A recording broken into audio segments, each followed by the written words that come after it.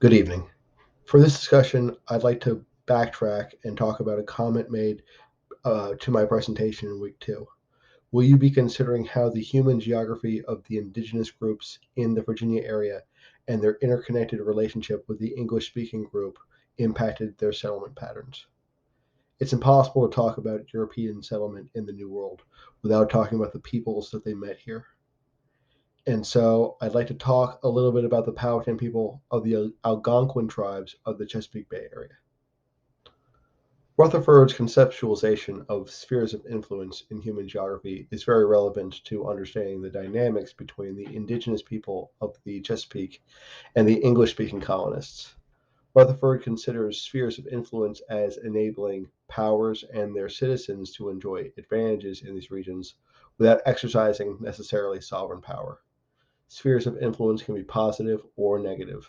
An influencing power may employ a variety of devices which an attempt to prevent other powers from gaining a foothold in the influenced areas. And the establishment of a sphere of influence over a region may be tantamount to the establishment of superior control, such control usually being manifest through native agencies and by way of influence rather than by direct administration. With this in mind, I'd like to discuss some of the leading academic minds on Anglo-Powhatan relations, particularly those with a historical focus on the indigenous people of the Chesapeake. While this list is extensive, Karen Kupperman and Helen Roundtree jump to the forefront as the preeminent scholars on the topic.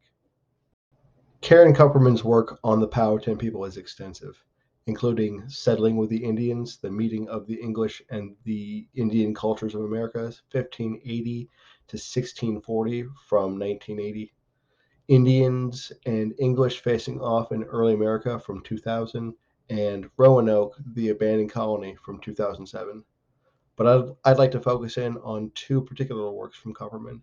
First, the Jamestown Project from 2008, pulled from the Oxford Scholarship Online, discusses the Jamestown experience as a whole and invests itself in upending its legacy as a boondoggle of exploration and settlement.